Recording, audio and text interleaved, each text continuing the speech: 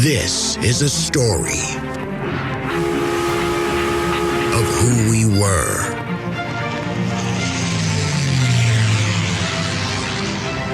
how we got here. Houston, the Eagle has landed. Roger, Tranquility. And where we are going.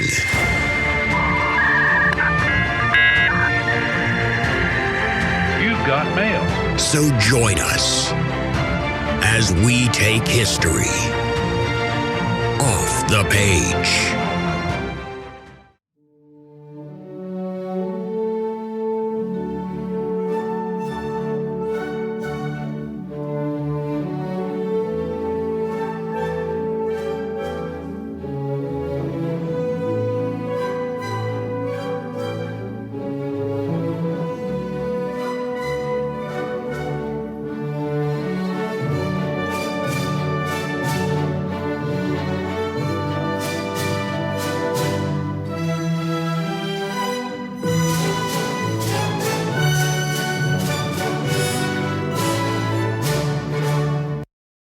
Have you ever been to a ballroom dance before? Ever performed the waltz? My guess is that most of you haven't. And to be perfectly clear, I haven't either. I'm not some sort of great dancer. But like many of you, I've seen the waltz performed on television and in movies about places like Victorian England. And often you hear the waltz set to that piece of music that you just heard, which is named The Blue Danube. It was written by Johann Strauss II in 1866. So by the time he wrote it, the waltz was already a very popular song. It had been for about 50 years at that point. But we see it depicted on the silver screen in this way many, many times. And it's pretty obvious why movies love to display the waltz, because it's such a visual spectacle. Think about all the ladies in their finest dresses, and their corsets, and their hoop skirts sometimes. The men in the black ties, and the variations of tuxedos or other formal dresses. Now, the dance itself of the waltz is pretty majestic if you think about it. You have these couples, and they're dancing and spinning across the room. Their eyes are flirtatiously locked upon one another. And in a society where you basically didn't have dating before, it's pretty easy to imagine the emotion and the expectation and the thrill that the dance evoked. Right? Where are you going to get those Romeo and Juliet moments? Where are you going to get those first flirtations of, wow, does that girl or does that guy, do they like me? Are they interested in me? Are they attracted to me? Well, if you're a young man or woman in the first half of the 19th century in Europe, the waltz is going to be one of the few intimate places that you can have that moment. Now, we also tend to associate this dance with wealth and power, which is another reason why, of course, movies love to show it, because we're so fascinated by royalty and aristocrats and the ideas of wealth and power. The waltz is, to the modern mind, above all else, an elite affair.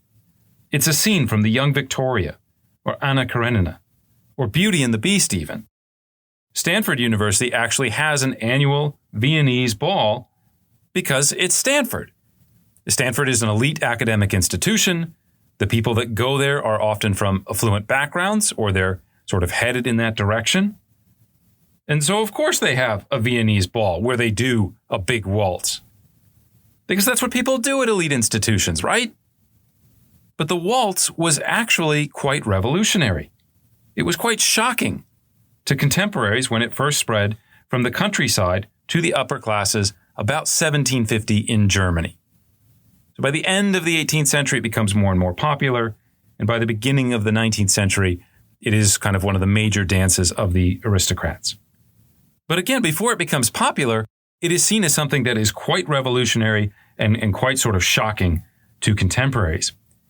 As a character in the 1771 novel, The History of Lady Sophia Sternheim, it's written by a woman named Sophie von La Roche, this character remarks, when he put his arm around her, pressed her to his breast, cavorted with her in the shameless, indecent, whirling dance of the Germans, and engaged in a familiarity that broke all bounds of good breeding, then my silent misery turned into burning rage.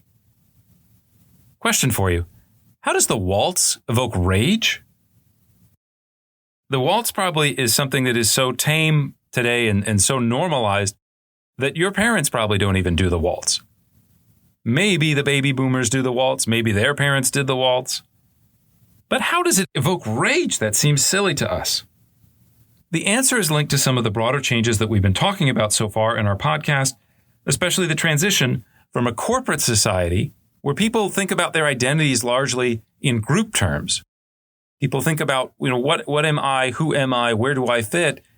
The group that you belong to in many ways really defines where you're supposed to be. But as we've seen, that has started to change around the end of the 18th century, beginning of the 19th century. And this change is actually reflected in dance. Prior to the 1750s, most dances in Europe are really group dances.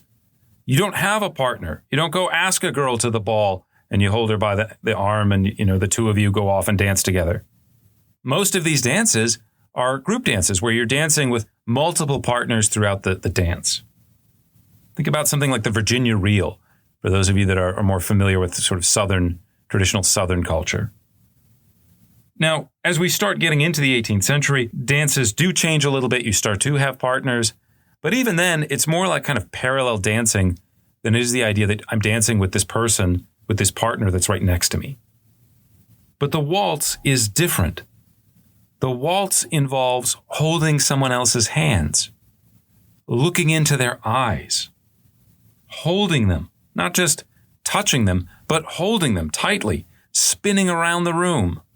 And it is an intimate experience between two individuals rather than groups. And so in many ways, it reflects some of the profound changes that European society was experiencing around this time of the French Revolution, but also, as we're going to see in our podcast today, the Industrial Revolution. And so we're going to talk today about the Industrial Revolution, and not just in the sense of, okay, how did they build the factories? What were the kind of technological changes that took place? Right? If I say Industrial Revolution, you probably think of a giant smokestack. Probably think of like an oven with coal in it or coke and it's burning and there's, workers, barrel-chested workers walking around and they're building something. But as we're going to see in our podcast today, the Industrial Revolution is about a lot more than just economic change or technological change. Industrialization will actually unlock new forms of consciousness. It will change how people perceive the world that they inhabit. It will change, most importantly, notions of distance and space. If you think today, what is your local world? What is the community that you inhabit? How is that geographically defined? How is that spatially defined? If there's some kind of incident, an accident, a terrorist attack, some sort of medical thing that happens, how do you decide what's close to you and part of the world that you inhabit versus something that's distant? And it may concern you, you might care about it, but you don't perceive it as being immediately part of your world.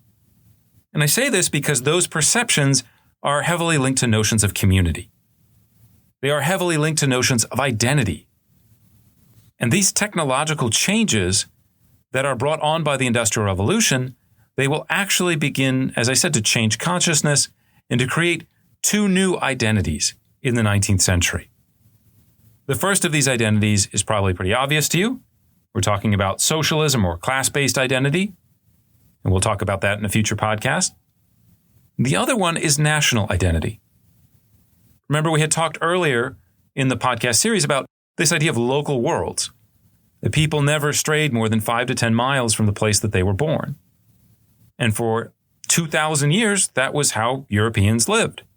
That was the world that most Europeans inhabited, and it's how they thought about their identities, their backgrounds, their homes. The 19th century witnesses a long evolutionary process where people begin to learn of their national identity. They come to see their communities not as based on local interactions and local dimensions, but they come to see it as the product of growing up in a larger community than they actually experience in the day-to-day interactions with people. All of this begins, it doesn't end, it begins with the process of industrialization. And so that's really what we're talking about today. We're talking about the breakdown of those local worlds that so heavily defined early modern Europe. In particular, there's 3 inventions that we're going to focus on today. And those are the steamship, the railroad, and the telegraph. And these three inventions, which all are kind of invented in the first half of the 19th century, they become the primary agents for breaking down local barriers and for affecting what I'll call the annihilation of space and time. That process of redefining what is far from me and what is close to me. Okay, so let's get started by talking about the actual process of industrialization. But before we kind of dive in deep to these three inventions, I want to emphasize something about the nature of the Industrial Revolution. And the first point that I want to make is actually the word Industrial Revolution, this title, this kind of way it's been framed, is actually very misleading. When we think about revolutions, what is a revolution? Revolution is sudden and complete change. We've talked in this podcast series already about the French Revolution. What is the French Revolution? It's not the process of them getting together and talking about things. It's basically the moment when the king sends his troops into Paris and the Parisian citizens, they take over the Bastille and they say, okay, we're revolting. And Louis says, okay, now I will recognize a dramatic change in power. I will give up the idea that I, as a sovereign king, am the source of law, and I will recognize this new way of thinking that says that sovereignty lies in the nation. This is not the story of the Industrial Revolution. There is no eureka moment. Eureka, of course, being the story of the famous scientist Archimedes, Greek scientist. Archimedes makes a discovery and he goes, Eureka! Great way to celebrate, the idea of dramatic change that has taken place. But that's not the story of the Industrial Revolution. Quite the opposite, we might describe it better as the Industrial Evolution. Because the time it takes to develop the technology to the time it takes when these changes actually start taking place is actually pretty profound and can be a long period of time. Consider for a moment something like the telegraph. What do you actually need to know in order to build a telegraph? Well, you might say we need to know how to do electric current. We need to know how to generate electricity. And then, of course, we need to know how to conduct that electricity. The telegraph is basically just a series of wires. And you generate some electrical current at one point, and it sends that signal out along the line until it gets to a receiver. Most of you are probably familiar at least with the idea of Morse code. The dots and the dashes, right? And then you write that down and it tells you kind of what the letters are, and then you can kind of translate that. So it's a pretty simple concept. There's not a lot that, it's not like a steam engine or some kind of reactor. It's fairly obvious, what we need to do to build it. Well, Europeans discovered the idea of electric current as early as 1600. This was a man named William Gilbert that discovered it. And by 1660, Europeans had figured out how to build a machine capable of producing electric current. In 1729, a guy named Stephen Gray discovers the principles of conduction and insulation. And so now I figured out if I want to send that current along, this is how I do it. So the basic technology that was needed to build the electric current, to build the telegraph, that existed from 1729. But they don't actually build the first telegraph until the early 1830s, and they don't patent it and start using it until as late as 1844. So you can see the pace of industrialization, the pace of change is not going to be rapid. We will still have sailing ships in operation into the 1880s that are still doing long haul, big bulk cargoes, going down to places like Australia, sailing all over the world. They're still sailing with sail power, even though we've already had 50 plus years of steamships. It's a little bit different than today's world, right? How many of you are still looking at black and white televisions? Would you watch a black and white television? Is there any circumstance under that any person today would accept that? Maybe a handful of people, but for the most part, no. Would you still use a dial-up telephone? I mean, how much longer are we even going to have landlines? But in the 19th century, during the Industrial Revolution, technological change comes slowly. It also comes unevenly. One of the really interesting aspects of this is that as construction takes place, as you build new items, new places, new things, sometimes that technology gets built into it. There's a town called Deadwood up in South Dakota that was built in the early 1870s because it was one of these gold rush towns. It was actually on Native American land, and then they find there's gold there, and so all these kind of settlers start coming up and pioneers, and they start trying to take the gold out. And so there's a lot of money, there's a lot of desire to be there, there's a lot of need for information. And so Deadwood gets the telegraph almost as soon as it's built. Meanwhile, other parts of the world, especially rural areas, don't have telegraphs at all ever, really. They have to wait for the telephone to be invented towards the end of the 19th century. Things like running water will exist in some cities and towns in the 19th century, but you could go out to, for example, in the United States, into Appalachia, to rural areas even in the 1930s, and they still don't have running water. They still don't have electricity. So there's a geographical component to this as well. Parts of Germany, parts of France, large parts of England will industrialize fairly quickly during the first half of the 19th century. Places like Poland, places like Russia, places like large parts of southern Italy, for example, most of Spain, those places will not industrialize until the end of the 19th century, even the beginning of the 20th century. So the process of change is slow and uneven. Okay, so there are three main characteristics that make up what the Industrial Revolution was that I want to highlight for you. And the first is that when we're talking about industrialization, what we're talking about here is a transition from agriculture to manufacturing. If you remember from one of our earlier podcasts, we mentioned that basically about 3/4 of the people in most countries at this time lived in the countryside. 3/4 of them are primarily engaged in either agriculture or in professions that are basically supporting agriculture. So you're the local village carpenter, you're the local village barrel maker. What are you doing? You're supporting the village, which is supporting farms that's growing food. So if we want economic activity, if we want wealth, you go back to the year 1000, you say, how am I going to make it big? Am I going to invest in the stock market? Of course not. There is no stock market. Are you going to be an entrepreneur and start a business? Not really. There's very few businesses. What are you going to do? You're going to own land. That's the best way to make money. Own land or discover gold. What begins to happen during the early modern period, however, is that Europeans begin to take various goods, various resources, and use processes to transform them into goods that are even more valuable. So, for example, they'll go down to the Caribbean and they will create plantations and they will harvest tons and tons of sugar.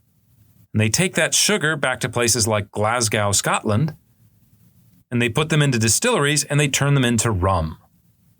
And I know everybody loves sugar. Most people like sugar today, but sugar wasn't that expensive, wasn't that in demand. What was in demand was the rum. Think about something like tobacco.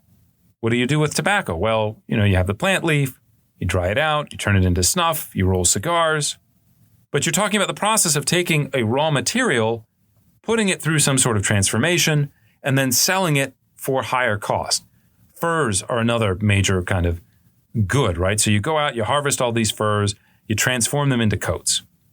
And then the coats are more valuable than just selling random beaver pelts, for example. As we get into more sophisticated parts of industrialization, one of the archetypical kind of symbolic goods that is representative of this transformation, again, of agriculture to manufacturing is steel. Steel is basically made from iron. You take iron ore, you take some other things, you superheat them, and it creates this even more powerful, even more strong material that we call steel. And so a huge part of the industrial boom that's going to come from industrialization will come because now people need steel. And they're going to put this iron ore through this process, superheat it, change it kind of at a molecular level, and create something that is even more valuable than what existed before.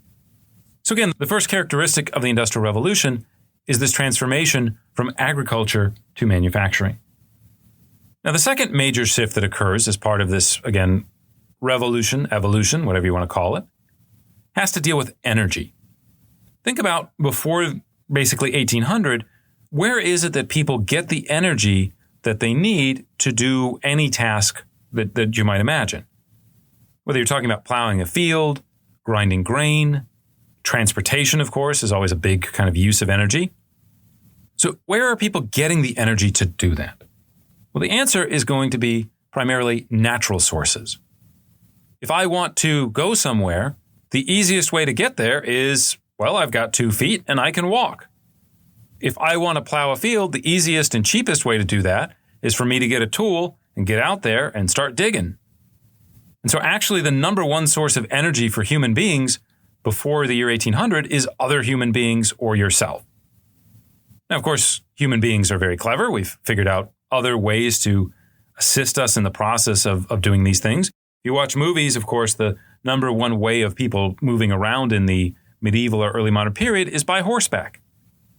People in these periods loved to have horses. Now, there were obviously a lot of horses in this period. The number one way people move around is by horseback.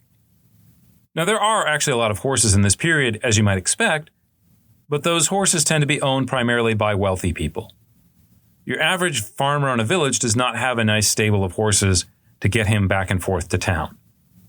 If he's lucky, his family might have a donkey, might have a mule, might have some kind of animal that you could hitch up to a plow.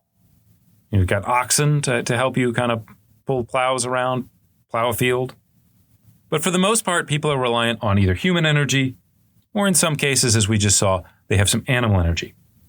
Now, if you're lucky, if you're smart, you might be able to harness the power of nature. If you're going to try to travel, why would you do it yourself? Why would you, use that energy yourself or even have a horse do it when you could use the power of the wind? The wind doesn't cost anything. The wind doesn't have to be fed, doesn't have to be maintained. If we have to grind some grain, why use up our valuable stores of energy? Why not hook up some sort of wheel to something like giant panels that the wind can push? Right? The idea of a windmill. We could put it on a wheel with water if we have a stream nearby.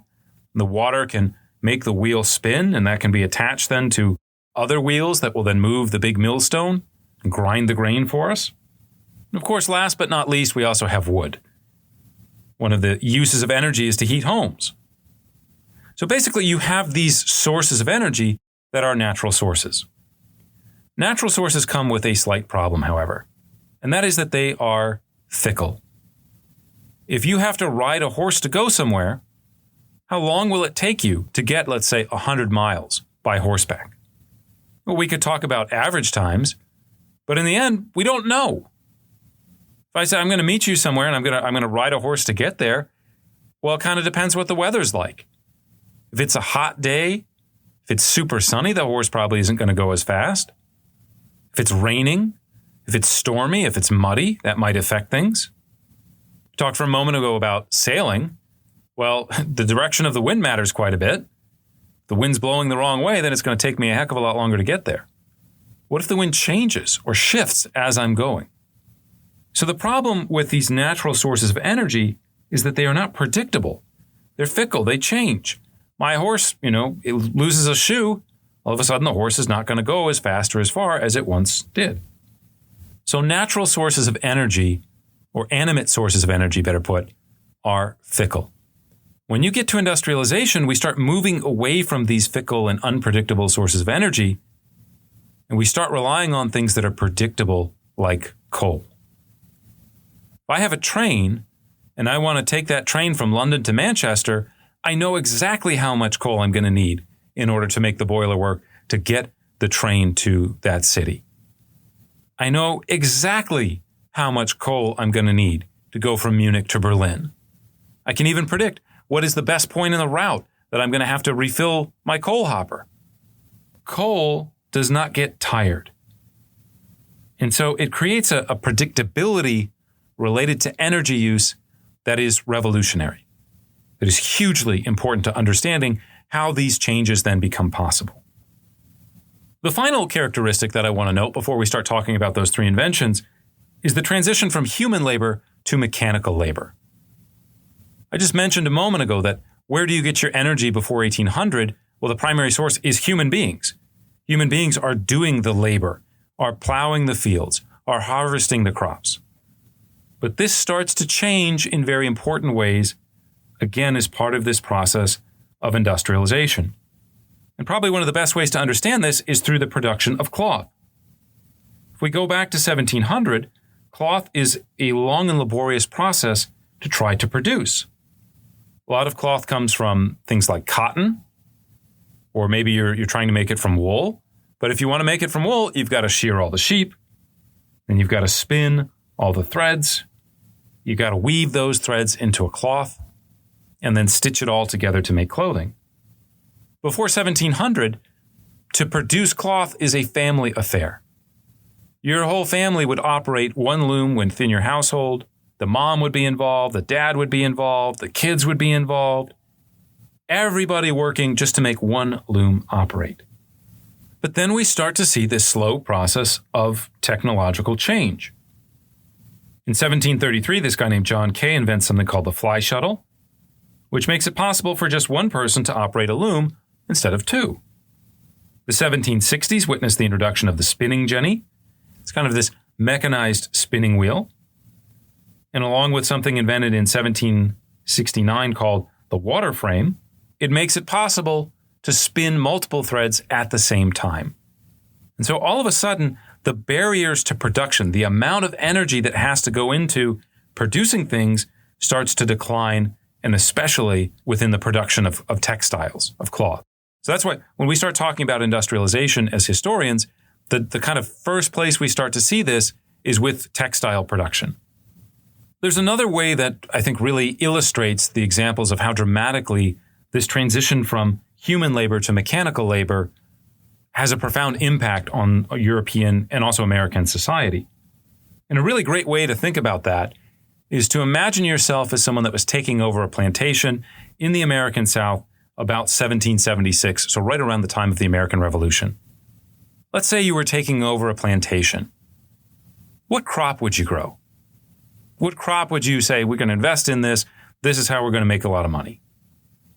And let's just stipulate, obviously there's a lot of problems with slavery in the United States with plantations. So let's just stipulate in this kind of mental exercise, we're very enlightened, we're very progressive, we don't have slaves, we pay our workers.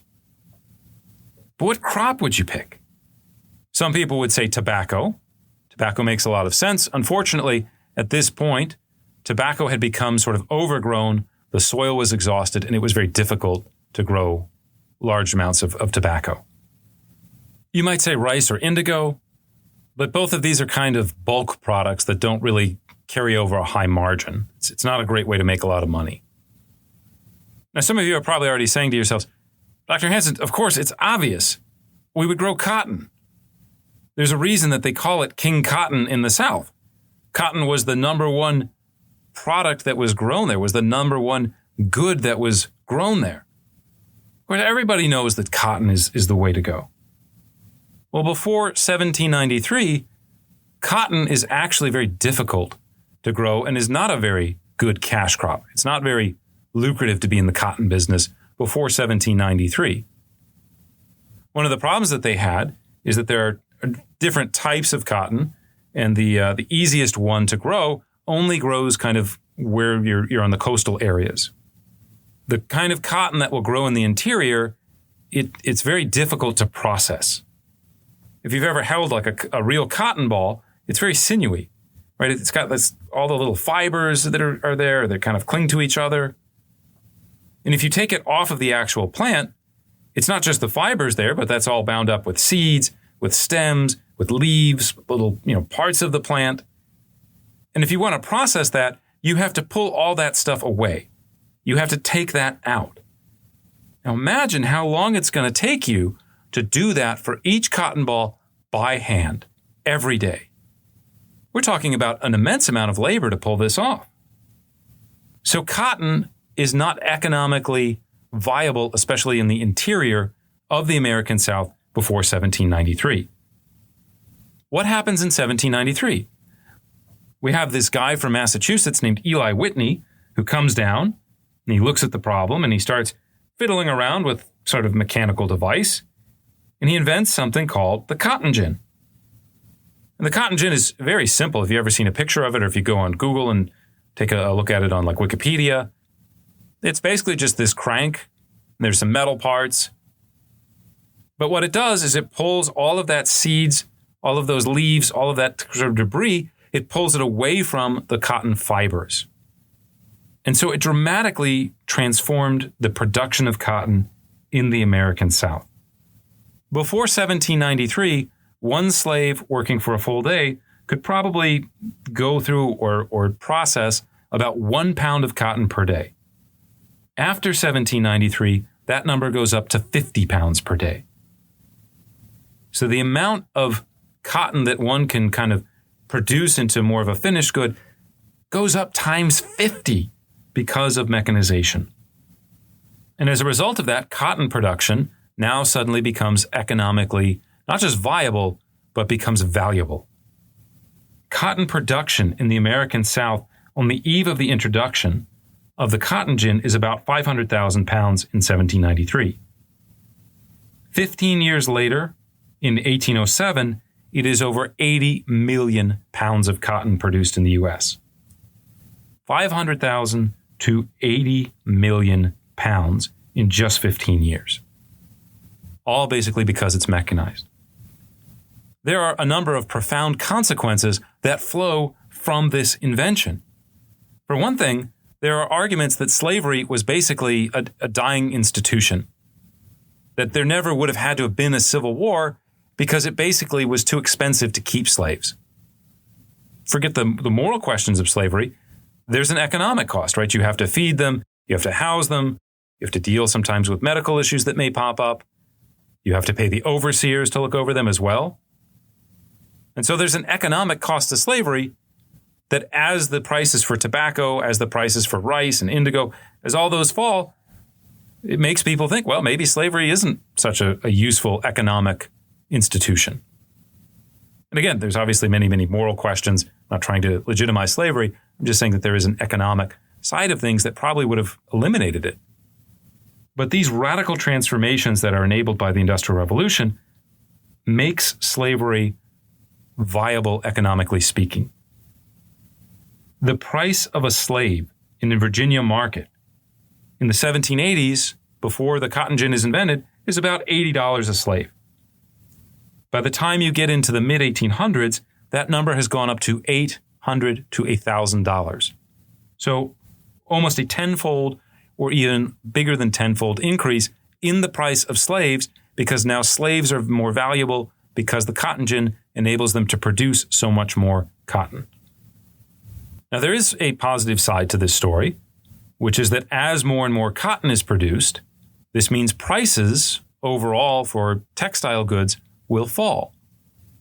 We are going to be producing more and more cotton, which means more and more clothing, which means more people will be able to afford to buy new clothes.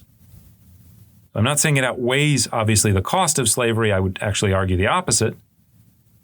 But it is an important side effect to recognize. As people go through this process of industrialization, we'll talk later on in a future podcast on socialism about the conditions in the factories and the things that people suffer through and all of the downside of industrialization. But there is this positive that you get more goods and the goods are cheaper and more widely available. I'll just end my comments about cotton farming in the American South by finishing off the story of Eli Whitney. Obviously, he made this invention that had a terrible price for literally hundreds of thousands of African American families. But if it makes you feel any better, he never actually really benefited financially from this invention. The cotton gin, as I said, it's a very simple concept. It's not hard to put together. And so one of the things that happens is, he says, I've got this design, it's great. And people go, that's great. Well, we'll take it and we'll pirate it and come up with our own. And so he never actually gets a big financial windfall. Quite the opposite. He kind of suffers financially for many years after he invents it. The Southern planters, by the way, they didn't really like the idea that this Northerner had come down and created this invention that they were kind of dependent on. So another thing that happens is that they spread rumors that if you use Eli Whitney's cotton gin, it'll screw up the cotton and the English mills won't buy it from you anymore. So Whitney does go on to make some money in musket production, but eventually he dies of prostate cancer in 1825 at the tender age of 59. Okay, I mentioned before that there were these three inventions that really became symbolic of the Industrial Revolution. And so in the next part of this podcast, we're going to go into detail about those three inventions and talk a little bit about the history and where they come from. And the first of these inventions is going to be the steamship. Now, experiments into using steam power to be able to drive some kind of boat actually begin towards the end of the 18th century. But one of the problems is that the early steam engines are not very strong. They don't have a lot of force that they can develop that then can be used to push those paddles along. And so they're really just kind of, they have some uses, but those uses are very limited. Another problem that they face is that the metal that is used to build the steam engines themselves can often be very brittle. There's going to need to be some advances in metallurgy before we can really start building powerful engines, right? The metal itself won't hold the force, and so that makes these engines weak. Traditionally, the story of the steam engine begins with the American Robert Fulton. Fulton is a kind of interesting guy. We tend to think of inventors as these kind of mad scientists, these Doc Browns, if you've ever watched the Back to the Future series. They're always kind of tinkering with things, and then all of a sudden they get it right, and they go, Eureka, and everything kind of works out well. Robert Fulton actually kind of would be a little bit like Emmett Brown from the Back to the Future series. He is involved in a number of kind of attempts to invent things. And actually, the way he gets into steamships is directly related to the Napoleonic Wars. It's not directly about steamships themselves, but he actually has this idea of the torpedo. And so he's kind of convinced that this is his moment. France and Britain are squaring off. It's this epic struggle for about 20 years during the French Revolution and then again later on the Napoleonic Wars. And so he heads over to England. And he's kind of pitching this idea of the torpedo, and he doesn't really get the response he wants. So then he goes down to Paris and he says, French guys, you're fighting against the British Navy. I've got this idea for a torpedo. He really kind of tries to play both sides off against each other until finally the British decide, you know what, we don't actually think he can build this torpedo, but just in case we don't want him being down in France. So they send basically a spy down there. Think about like a James Bond type figure from the late 1700s, and they get Fulton and they bring him back to England and they give him some money and they say, here, work on your torpedoes. Then, of course, at the Battle of Trafalgar in 1806, they actually destroy the French Navy, or at least it's destroyed in terms of being able to threaten the British Navy, and then the Brits kind of lose interest. And so Fulton will make his way to the United States, where in 1807, he starts working on this idea of a steamship to cross the Hudson River. Now, Fulton does not actually invent the invention of the steam engine. He doesn't invent the steamship in the sense of coming up with a new way to power it. His innovations are more in terms of hull design. But his design is largely effective, and by the 1820s, you basically have steamers that are common, not just in the United States, but also on many rivers in Europe, places like the Rhine, the Danube in the 1830s. And so you start to see the growth of steam travel. In 1847, you'll start to see the beginnings of transatlantic service. We'll have the foundation of the German Hamburg-America line, which is one of the most important sort of conduits for people leaving Europe coming to the United States. If your family emigrated from Europe, from Ireland, from Poland, from Italy, if they came over during the 19th century, especially the middle to latter half of it, there's a good chance they came over on a Hamburg-America line steamer. Now, despite these advances, as I said, technology doesn't change things overnight. We have already by the 1820s and 30s, it's already a common sight to see steamers on major European rivers. And yet, as I mentioned, we will still have regular sort of sailing ships operating into the 1880s and 1890s because they still are economically more effective. Steamships break down. Steamships have boiler explosions. Steamships obviously can only go into certain waters based on the draft that's available. And so inventors are going to be searching for other patterns. Obviously, something I left out, steamships can only go where there's water. So as useful as they are, we still need some kind of land transportation that will be able to solve this problem. This brings us to the railroad. And the railroad is basically an attempt to use the steam engine on land, obviously. And one of the kind of interesting questions is, well, why didn't they just invent the car? Why start with this cumbersome and expensive railroad thing? Why not just build a car? Why does it take until the 1880s and 1890s before we start to see the emergence of the combustible engine and the first sort of modern cars that we would think about? And the answer to that has a lot to do with the power of the steam engines themselves.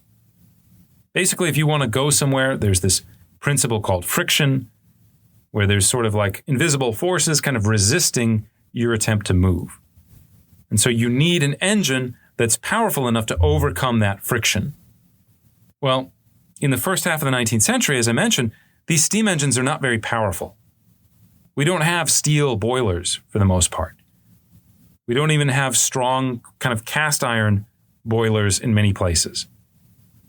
So how are we going to lessen the amount of friction? Well, the solution basically comes from the mining industry.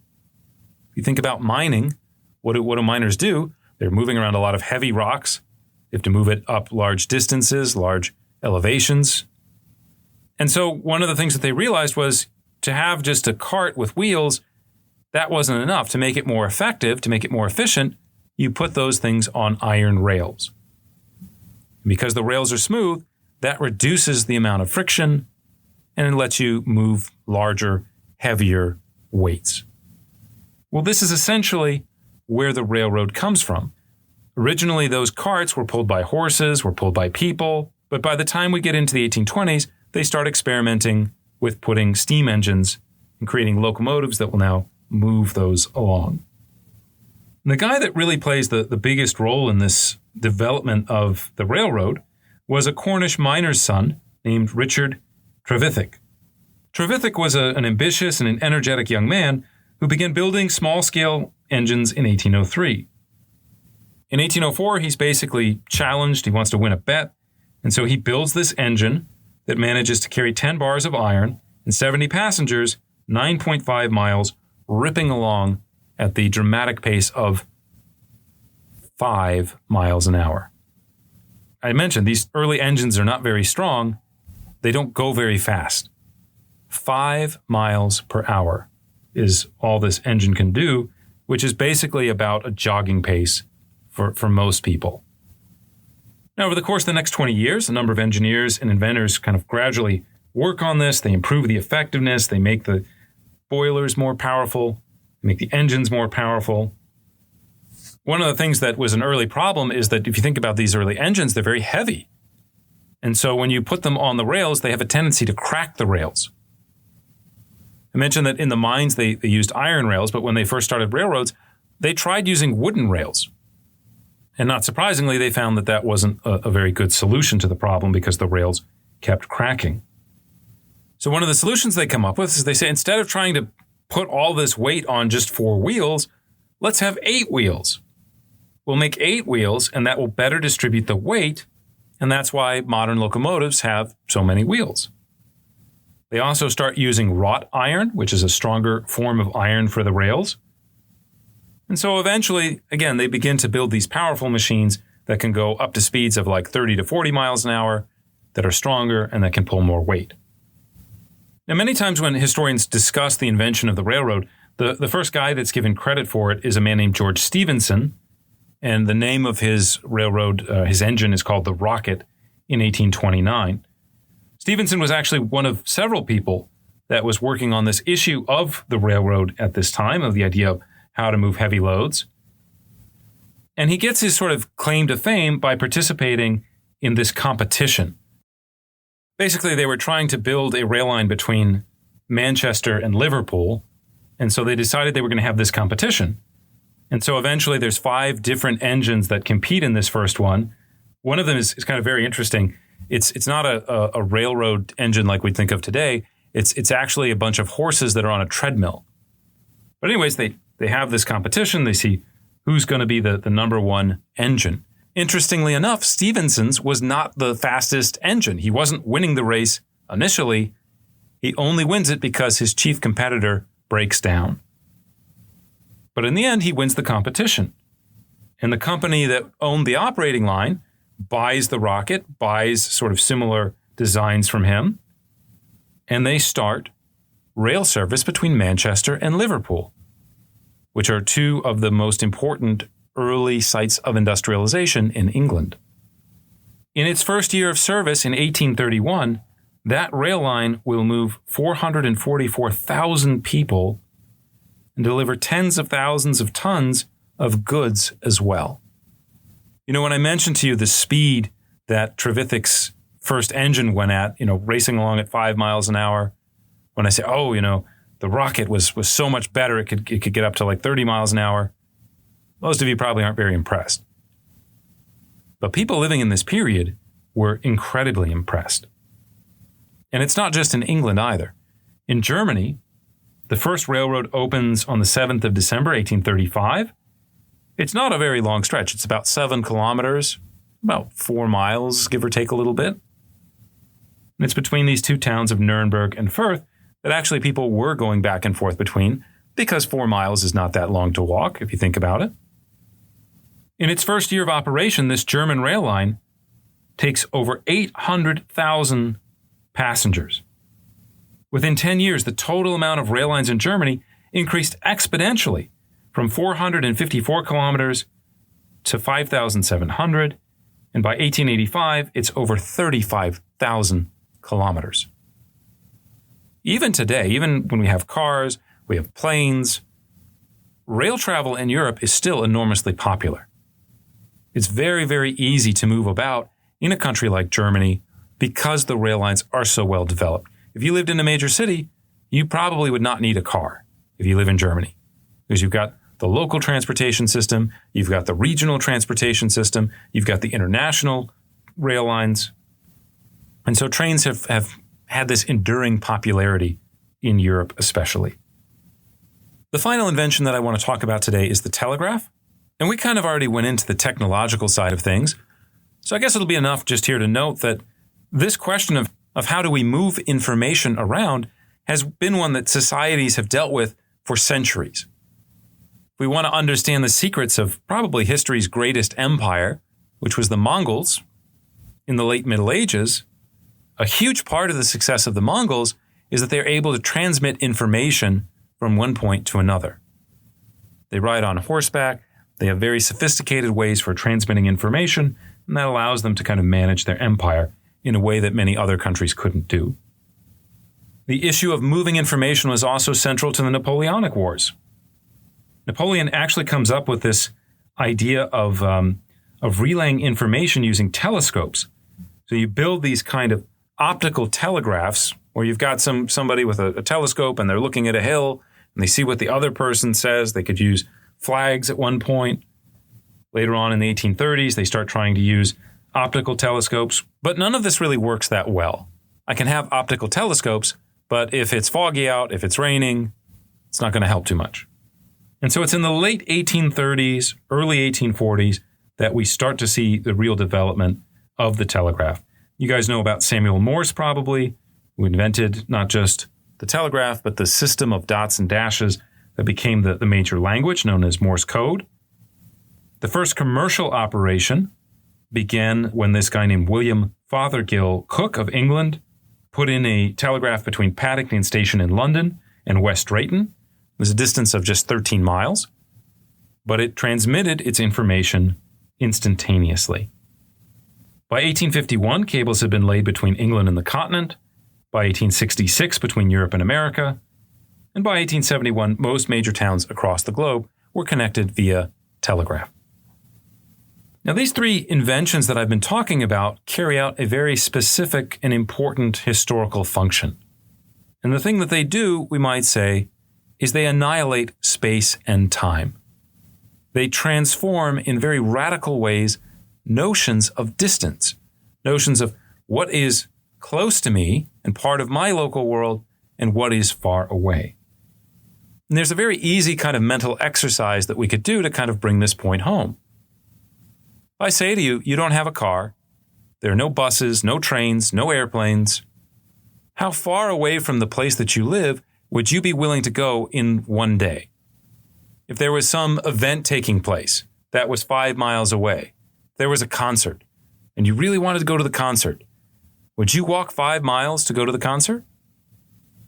you could probably walk 5 miles in about 2 hours, maybe faster, maybe slower, depending on your pace. Would you walk 5 miles to get to the beach?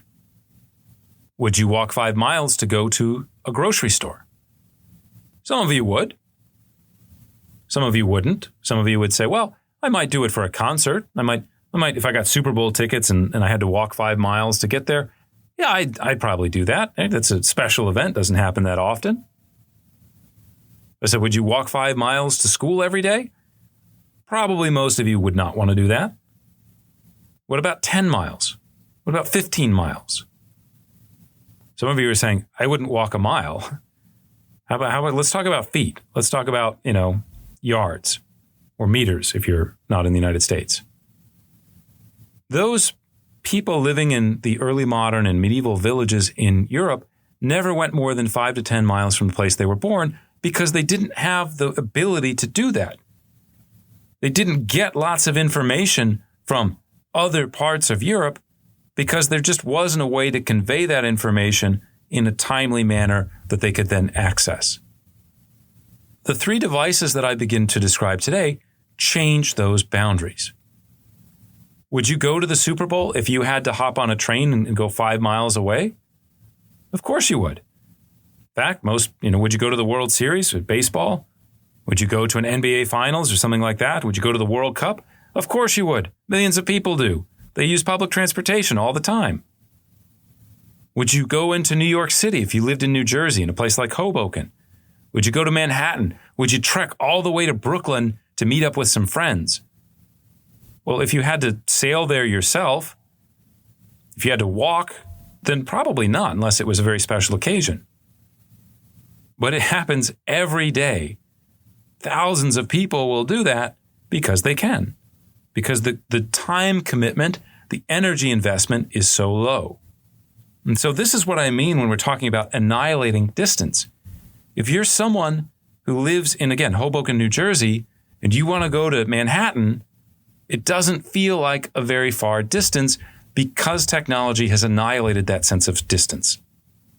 If you live on the outskirts of Munich and you want to go into Munich, or you live in Munich and you want to go, let's say, to the Starnberger See, you want to go out to the lakes outside of Munich on a Sunday, if you have to walk 20 kilometers one way, that's a heck of an investment.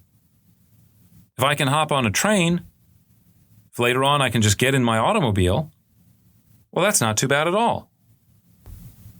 Now, one of the consequences of this is as the geographic space that is part of my daily experience grows more and more, I tend to identify more closely with things happening in that space.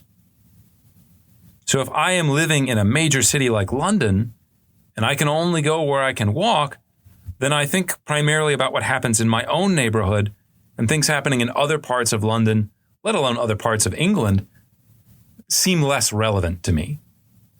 If I live on a small farm, how much do I really care what's going on in Copenhagen?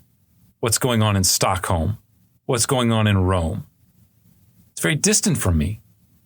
If I live in Versailles, how much do I care about Paris if Paris is several kilometers away? And I never go there because it's such a burden to go there. As these forms of transportation, as these forms of information exchange begin to come into effect, as that person who lives in Versailles is now going to Paris rather frequently and vice versa, they start to think of Paris as also the place they live. How many of you are from either suburban areas or even rural areas? And when you meet someone from a different state, a different town, someone who doesn't really know the geography of where you are, you don't introduce yourself by saying, hey, I'm from Naperville. I'm from Evanston, Illinois. Most people have no idea where that is. You say, I'm from Chicago. Because people know Chicago. Because people from those suburbs of Chicago, they travel frequently into the city. If there was, God forbid, some kind of terrorist attack in a major city, I mean, we don't even have to speculate on this, right? When 9/11 happened, how many people living in New Jersey, how many people living in New York, how many people living in Maryland or Virginia felt the immediacy of those attacks, even though they weren't physically within the distance of where those attacks took place necessarily? How many Americans were terrified and felt like, you looked up at the sky and okay, I see an airplane. Is that airplane coming for me? What's going to happen?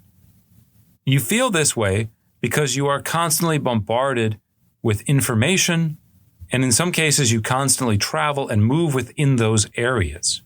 And so what you define as your local world and as your community have expanded radically from what existed before.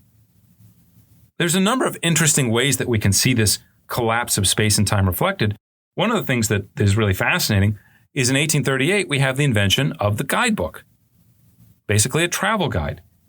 It started by a German guy named Karl Baedeker. Of course, he calls it the Baedeker Guide. Use these little kind of red books. And in the books would be all this information about where to stay, where to eat, what to do for entire countries. Think about the effect of that for a moment. How many of you, if I said, hey, I've got, free tickets to some place that you're not very familiar with, got free tickets, we go to Morocco, we could go to Colombia, we could go to Thailand. If I say, hey, let's do it, most of you would be like, yeah, let's check it out. I love to travel. I love to discover new places, especially if it's free. But what if we didn't have a guidebook? How would we pull that off? Would you want to fly into Bangkok if you're from Europe, you're from the United States, if you don't speak Thai and you don't have any idea of where to stay? You don't have any idea what to eat or what to do. That might be a little daunting. And so Baedeker invents this guidebook so that when people say, well, I'm going to go to London, what can I see in London? What am I supposed to do in London? Where should I stay? What should I eat? Baedeker is giving people the information to overcome barriers to travel. And so more and more people then will begin to travel. Now, one of the questions that Baedeker kind of answers that's really important is, what am I supposed to see? What should you see if you go to Berlin? What should you see if you go to Paris? Well, if you're French, of course you need to see the Louvre. Of course you need to see the various palaces. You need to see the places where the kings are buried. You need to go to the Pantheon and check out where Voltaire is buried. What we start to see is that we begin to assemble kind of a list of national sites or places and spaces that are invested with national meaning. If you are a good German, of course you're supposed to go to Wittenberg and see where Martin Luther translated the Bible, at least if you're a Protestant German. Later on, if we get into the 19th century, the Eiffel Tower is built in the 1880s. Of course you're supposed to go see that. If you're an American, think about Washington, D.C. What do you do when you go to Washington, D.C.? You go to the Smithsonian museums, you go to the White House or Congress, the Mall, Washington Monument, Lincoln Memorial, Jefferson Memorial, MLK Memorial. We've got all these memorials and museums that are tied to American history. And they're tied to American identity. And so the idea that you should go there as an American to see part of your heritage, to learn part of your heritage, whether it's actually part of your heritage or not, right? Whether you have a connection to Thomas Jefferson or MLK or whoever, the idea is there. And so again, what we're starting to see here is not just that these inventions create economic opportunities, that create more travel. Okay, I can head off to the beach on the weekend. I can go to the lake on the weekend, which the weekend doesn't really exist. It's more just Sunday at this point. But the long-term impact is that we're going to start seeing changes in consciousness. As people from nations, from different parts of states, begin to collide with one another and interact with one another, they break down those local mentalities, those local barriers, and they begin to replace it with this idea of national belonging. It's a long process. It plays out over the course of several decades, and we'll talk more in a future podcast about nationalism and about some of the ways that eventually nationalism kind of became triumphant. But we're in that sort of genesis phase. We're in that beginning phase of people, especially in cities and urban areas, beginning to realize a national consciousness. There's another way that we can kind of get a sense of the radicalness of this change that's taking place in terms of consciousness, in terms of space, this collapsing notion of distance. And that's through literature. Some of you may be familiar with the great science fiction writer Jules Verne. Verne was one of the most prolific and, again, best-known science fiction writers of the 19th century. He wrote a number of fantastic stories, such as 20,000 Leagues Under the Sea, Journey to the Center of the Earth, From the Earth to the Moon. So he's well known for these kind of fantastical stories. Right? What do you mean, go to the center of the Earth? No one can go to the center of the Earth. At that time, going to the moon was also not something people thought about. Submarines. Okay, they kind of had submarines in the American Civil War, but not that could go deep under the water. So he was a writer of things that were fantastic.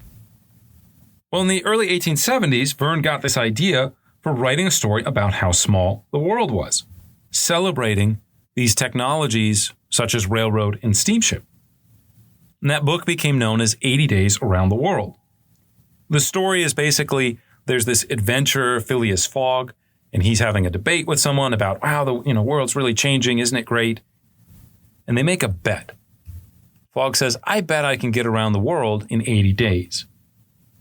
And of course, the other guy says, no, there's no way you could do this. And so utilizing the now familiar inventions of railroad and steamship, with a little help from this newly opened thing called the Suez Canal, opened in 1856, Fogg also uses an elephant at one point. He rides a wind-powered sled. There's a lot of drama to the story. There's kind of a twist ending to it, so I don't want to quite give it away in case you want to read the book or watch the movie. But the basic point is that in 1873, this idea of circumnavigating the globe, it still seems like something that's fantastical. They're still thinking this is much closer to Magellan, who his crew took 3 years to circumnavigate the world. Magellan actually didn't make it. It's funny that people talk about him as being the first one to do it since he died on the voyage. But the world still seems very big. So big that, again, Verne can write this science fiction book about someone traveling around the world in 80 days. 15 years later, there is a very clever and really a very remarkable journalist named Nellie Bly. Nellie Bly was a woman who was born just outside of Pittsburgh, Pennsylvania. She was one of the pioneers of kind of investigative journalism. One of the things that she does that seems crazy to us today is that she actually has herself committed to a mental institution in order to be able to write the inside story of how these women are being treated at the Women's Lunatic Asylum in New York. In 1888, fresh off of this kind of explosive story about the asylum, she convinces her editor to let her try to break Fogg's record. So she sets off from New York City in 1889 and more or less follows Fogg's path around the world. She arrives back in New York on January 25th, 1890, achieving the feat of going around the world in just 72 days. And so think about it. Think about some science fiction movie that you've seen where, human beings are going out to Mars, human beings are teleporting, we're doing, kind of crazy, fantastical, futuristic things. We've got flying cars. And imagine if we actually pulled that off 15 years from now. That's the amazingness of this story. The tremendous sense of how this kind of fictional, fantastic idea is suddenly realized and transformed into reality in just 15 years. Incidentally, Bly's story is actually even more interesting than this. Again, this is something that could easily be made into a Hollywood movie. There's another person who is not very happy with Nellie Bly, and so they decide that they're going to beat Nellie Bly on this record to try to go around the world at the same time that Bly is doing it. And they go in the opposite direction. And so it almost turns into this race about, who's going to get there first, who's going to, realize this amazing achievement. And even after Bly does this, a couple months later, a guy named George Francis Train goes around the world in just 67 days. And in 1913, there's this group of 3 men that do it in just 36 days. So again, the world is shrinking, not literally shrinking, but in a figurative sense, right? In the sense of distance, in the sense of what do I feel is like a huge journey that would cost me a lot in terms of time, potentially money, energy, versus what is local, what is just right here that I can just do and that is a part of my everyday world. that sense of distance is shrinking tremendously. There's a couple other just sort of very brief changes that we should note that come with industrialization that are very important. One of them is related to capitalism. If you think about what capitalism is, the basic idea, the foundation of capitalism, it's the idea that you specialize in what you do well, I'll specialize in what I'll do well, I'll produce more of whatever I do well than what I need. Let's say I'm a blacksmith, I make shoes for horses. I'm going to overproduce the number of shoes that I need because I can sell those surplus shoes elsewhere. If I open up a textile factory, I'm not trying to clothe the people that live in my village or just meet the market demand for the people that live in my village, but I'm going to scale production up. I'm going to massively overproduce what I'm capable of producing, and then I'll sell the excess at cheap prices to other people in other places. And then they do the same, right? Vice versa. It's really hard to carry on this type of economic activity if you are dependent on fickle sources of energy or fickle sources of transportation. If I'm trying to build a steel mill and I rely on deliveries of iron, I have to know how much iron I'm going to have at any given time in order to plan for all the other materials. If I am waiting for delivery and I say, well, it could be here in 2 weeks, it could be here in 6 months, I can't build a business in a capitalist sense. If you're overproducing something that is not durable, if you're overproducing goods that, let's say you were overproducing agricultural goods, you can't allow them to spoil. You have to be able to integrate what you're doing with other places in other parts of the country or internationally. You can't really have a mature capitalist economy if you're still relying on horses and buggy and sailing ships. Railroad makes it possible. Steamship makes it possible. I can now predict how long it's going to take to move goods from one place to another, to acquire raw materials, and to bring them in from more distant places. Second major consequence is that the building of the railroad in and of itself is an economic activity. It is very labor intensive. It demands the production, not just the acquisition of raw materials, but it demands the production of finished industrial goods, most specifically steel and wrought iron. And so as industrialization begins to play out, there's kind of a virtuous cycle, we might say. We've got to accumulate capital in order to be able to buy the steel, to buy the iron, to be able to build the railroads. And the more that we're acquiring capital and investing it, the more we're encouraging that as a form of economic activity, the more we're creating demand for certain services, we're creating opportunities for economic development. And so we start to see, again, the birth of a mature capitalist economy. And we'll talk about some of the downsides of that later on in a different episode. We'll talk about the kind of boom and bust cycles. We'll talk about poverty. But for now, it's just worth noting that this is kind of a virtuous cycle and that it creates new opportunities, it lowers costs, and we're going to start to see more and more things become produced. We're also going to see more mobility. One of the big stories that we'll cover in our next episode on cities is this massive migration of population from the rural areas, from farms and little villages in the countryside to urban centers. Towns like London, Manchester, Liverpool, Paris, Berlin, Munich, they will explode in terms of population. Milan as well. There's also some really fascinating social changes that come about as part of this transformation. One of the kind of fun stories about the Austrian Empire that's told on the eve of World War I and kind of used as a way to illustrate kind of its backwardness is the story of Franz Josef and the telephone. Basically, by the time you get to 1914, a lot of places have telephones. And you'd figure as the emperor of the Austro-Hungarian Empire, if Franz Josef wanted a telephone, they could have had one. And maybe that would have been useful to have as the whole crisis is playing out in the summer of 1914 related to the assassination of the Archduke Franz Ferdinand. But Franz Josef doesn't have a telephone because If he has a telephone, then that means you've got to eliminate the position for the guy whose job it is to receive messages for the emperor. And that position is prestigious. That is a way to gain access, as we talked about in our lecture on absolutism. That's a way to gain access to people with power. And so it's prestigious. And so to introduce a telephone means getting rid of that guy's position.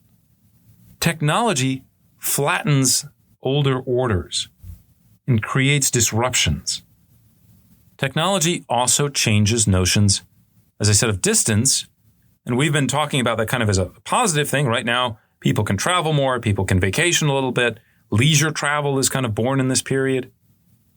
But it also means it's harder to isolate yourself from the people. If you are a king like Louis XVI, Louis is able initially to stay in Versailles, and that gives him a sense of distance, a sense of security. Part of Louis's troubles is that he can't stay at Versailles. We talked about this in the episode on the French Revolution. He basically gets brought in by this women's march, and they say, okay, we don't trust you to stay here way outside of Versailles where we really can't get to without a lot of effort. We're going to stick you in the Tuileries right in downtown Paris where we can get to you very easily. Once we have railroads, once we have steamships, it doesn't really matter if the leader is at Versailles. It doesn't matter if the emperor is staying at the Winter Palace outside St. Petersburg. It's still pretty easy to get to that person. Another kind of fascinating cultural consequence of industrialization, and especially the building of railroads, is that we need to standardize time. Right now, you live in a world, most of you do at least, where it matters to the exact minute, or at least within a couple minutes, what time it is. If you're a student at a university or in high school and you're listening to this lecture, chances are it matters if you know if it's 9:05 or 9:10 or 9:15. If your class starts at 9:05, you'd better be in your seat before it begins. That is a product of a modern industrial world. We need to know exactly what time it is so that we can report to work on time, so that we can be in our seats for school, so that we can achieve the various things that we need to achieve, so that we can coordinate the various things that need to be coordinated. Dad needs to drop you off at school by a certain time so that he can then figure out the traffic and get to work by a certain time. All the workforce needs to know what time they can take their breaks. They need to know what time work ends so that they can go home, that they're not going home too early, not going home too late. All of this really starts with the railroads. If you go back to the birth of the railroads in the 1830s, at that time, the time in London was slightly different than the time in Manchester, slightly different than the time in Leeds or Coventry or wherever. Could be a few minutes faster, could be a few minutes slower, because why does it matter? If you live on a farm, the only times that really matter from a sort of chronological perspective are what time does the sun come up and what time does the sun set. You have various tasks that you need to do in between sunrise and sunset, but there's not if you don't have the field plowed by 9 o'clock, there's no consequence that's going to be really important versus if you have it plowed at 9:10. And so the sense of punctuality that we are defined by today in a modern industrialized society, that did not exist in the 19th century. But once my railroad from London going up to Manchester, once I have a connection that then, let's say, goes up to Edinburgh, once those connections are within a few minutes of each other, then the people in Edinburgh need to know what time it is in London. We need to be very clear about what time are we agreeing that it really is so that we can make sure everything is functioning in the way that it's supposed to. So time coordination, the idea of time zones, is really invented in the UK in the 1840s. If you read about early factories, one of the things that you find is that they have these huge clocks that are put on the wall so that the workers know exactly what time it is. Now, this was not the first watches that were invented in the 1840s. A lot of people had pocket watches back then. But the employer needed all of the employees to know exactly what time he thought it was so that they could coordinate and they could behave according to this sort of disciplined notion of time. As I said, there's really so many things that come out of this moment of industrialization that have nothing to do with just pure economics, but are about consciousness, about culture, and about society. And one that would kind of strike us probably as funny today is the changing notion of speed. If you think about life before 1800, before industrialization, what does it mean to go fast? If I said you're moving at 5-10 miles an hour, most of you would probably yawn and say, well, that's, if you're driving, that's ridiculously slow. You probably can't even drive 10 miles an hour. It's extremely difficult to do just because cars kind of want to go faster. And your body is attuned to the idea of, well, of course we go faster than that. But when you first have train travel, the idea of racing along at 10, 20, God forbid, 30 miles an hour, oh my God, what are we going to do? It's scary for people at the time. It's almost the kind of, if you've ever been on a roller coaster, right, and you get the white knuckles because you're gripping it so hard because you're like, oh my God, we're moving and pulling in forces in ways that I'm not used to. That's what racing along at 20 miles an hour feels like to someone who's a passenger on a train in the 1820s or 1830s. It is an absolutely terrifying experience for many people. There's a great painting that you can see on our website, www.historyoffthepage.com, by a guy named J.M. Turner, and it's showing these perceptions of speed and distance. And basically, it's supposed to be a train, but the only thing that you can really see is the smokestack. If you look really closely, you can kind of tell that there's a bridge. You can sort of see that there's a rabbit. If you go on our website, you check out the picture of it, or you can just Google it. Try to find the rabbit in this painting, rain, steam, speed. Those trains are only moving at about 30 miles an hour. But the way that it's perceived, the idea of speed, is like when you're in a car and you're going 60, 70 miles an hour, going 120 kilometers an hour, and you look out the window and it's just a blur. You look like directly to the side and it's just a blur. And that's what people feel at this time period. They actually start doing experiments. They start saying, if we start moving along at 20 miles an hour, is that going to flatten my brain? Am I going to get some sort of, my bones all going to break? Do we need to do medical research about the effects of traveling along at such a quick speed? Train travel is also terrifying for a lot of people. One of the problems with boilers is they tend to explode sometimes. And so you get these kind of great train disasters. It's very much akin today to, you have people that say, well, I'm not going to fly. I'm scared. I've seen, planes crashing. Happens in the movies a lot. I'm terrified of it. I'm just not going to do it. And there's attitudes like that to train travel in the 19th century. Of course, the number one thing that people experience emotionally is not terror when they travel. It's actually the opposite. It's boredom. Think about the last time that you tried to walk somewhere and you walked. You weren't in a car. You weren't in an airplane. You walked along and you experienced nature. You encounter the wind. Perhaps you encountered the rain, definitely encountered the sun. Maybe you saw animals. Maybe at some point there was someone walking towards you and you had to figure out, is this a threat? Is this a friend? Is this someone to just ignore? But you're stimulated. Your brain works when you're moving, when you're traveling, when you're walking around. You have to make decisions. You're awake. And what do you do if you're in a long car ride or you get on an airplane? Those of you that are younger, you probably don't remember. We used to get on airplanes and there wasn't a movie. There wasn't GPS.